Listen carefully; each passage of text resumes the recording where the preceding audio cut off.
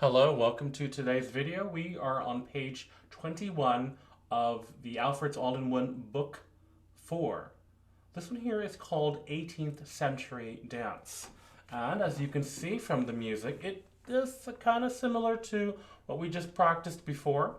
It says here, this piece uses the same position shown on page 20, but the rhythm is a little bit different. It has a few eighth notes scattered through, but notice that the articulation is mostly staccato. We also have different dynamics as well. Now, let's go ahead and take a listen to what this music sounds like, and then we're going to go ahead and talk about how we can practice and learn, or how we can learn and practice to play this piece here. Okay, so let's go ahead and get started. Placing your right hand in G position, left hand high G position as well. Ready, here we go. 1, 2, 3, 4.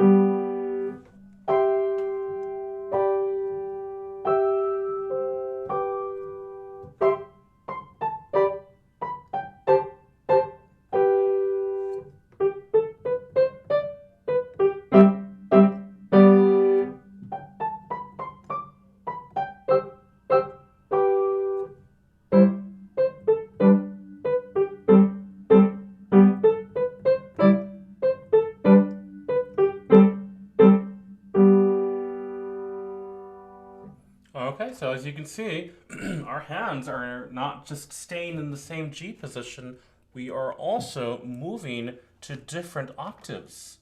And that's because of the, we have some octave signs here, so we have to pay attention to those very carefully. So as you can see here, we have some very nice little notes. Both hands, I suppose we should go ahead and separate them. I will mention to you when we are supposed to go up to the next octave, which is right here, okay?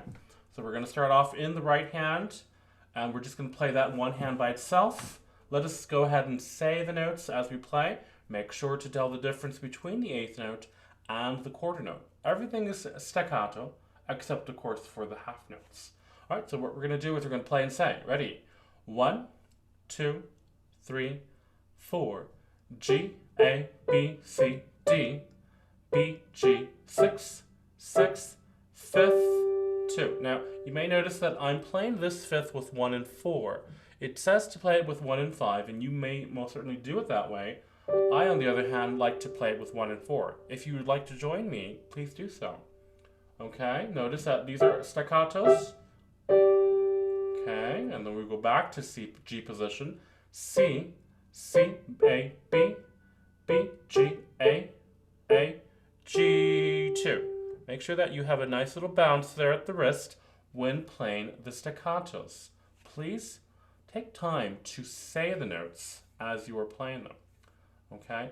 Now the second time we are going to go up an octave, and we'll come to that in just a moment. Let's go ahead and review the left hand now on measure number 2. We're starting with intervals here. We have fourth, fourth, third, 2, sixth, rest, fifth, rest, fourth, fourth, third, 2. The second time we play this, both hands will be an octave higher. So we're going to be here, and we're going to be here. G, A, B, C, D, B, G, 6, 6, fifth, 2, 6.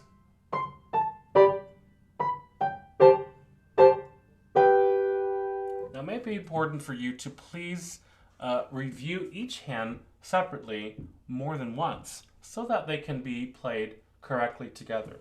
Now, there may be some temptation for you to hold the left hand on measure number 3 a little longer. Make sure that only happens on 1 and 3. It's the same staccato as the right hand there, okay? Okay, so remember to bounce up with both hands. And you have some time there. Now notice that when you are preparing to play the next interval on measure number 3, finger number 1 is not doing anything on measure number 2. And it's going to be playing E in the next measure.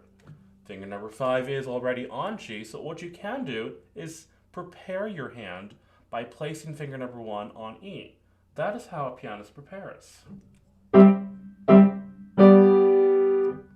So that when measure number 3 comes, it's ready to play. Notice that I played and I moved over during the rest to the shape of a fifth. And then of course bring it down, fourth, third, 2. Okay, very good. The next system, let's go ahead and review the notes for the right hand first. Notice there is pedal here. Let's go ahead and review without pedal first. Everything should be played non-legato for these half notes. Fourth, 2, third, 2. Same thing is happening here. As I'm playing this third, finger number 5, which is going to be playing the E in the next measure, is not doing anything. So I can go ahead and just place it down on E in preparation for the next measure. So we have sixths, and once again, if you want to play 5 here, you can bring it down. Or for me, I will just bring it down like that. Okay? So we have fourth, 2, third, 2, sixths, 2, fifth, 2, and then we have C, C, A, B, B, G, A, G, 2. Okay? With the left hand. Ready? We have sixth, 2, fifth, 2, fourth, 2, third, 2. Preparing with the 6 here. 6, rest, 5th, rest, 4th, 3rd, 2. Okay, when both hands have been practiced sufficiently, we can then put them together.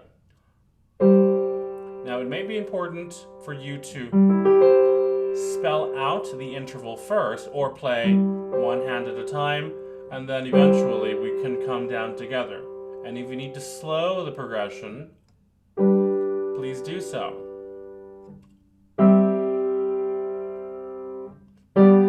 Okay, until you're able to play it in tempo. Then, of course, we have pedal for each of these harmonic intervals.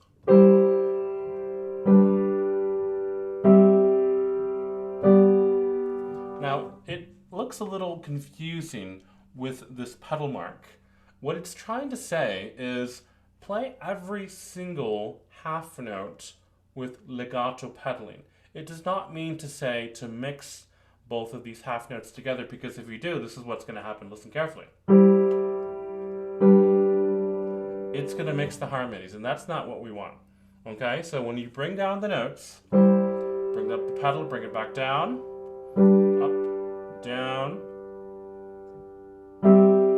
down. Now I was slowing it down considerably, but of course you'll play it a little bit faster. And then when you are preparing for the next part, pedal comes off again.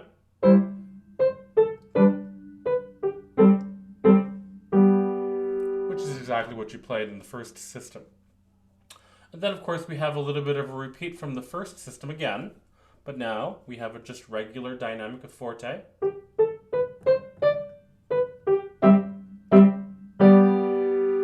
Hands move up an octave for this part, which is an imitation but an octave higher, and the dynamic is piano.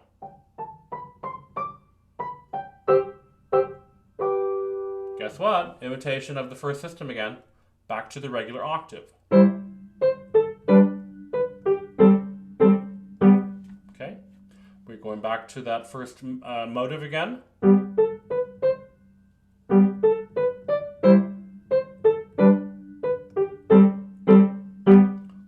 Mixture of the motives there. So make sure on the second, that measure right there, which is on the last system, measure number 2 there, we are not moving up just by seconds. There is second and then a third. going up to D instead. Notice that one. We have here C, C, A, B, B, A, G, B, G, A, G, A, B, D. Third there. C, C, A, B, B, G, A, G. Good. And then putting them together. Be careful with that part there because it's kind of a mixture. It's an elision.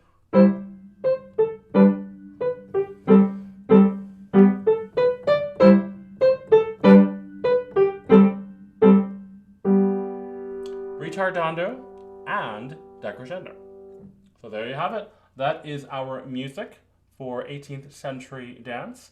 Please remember to play according to the correct hand positions or octaves with the pedaling, only legato pedaling, and that should be just fine.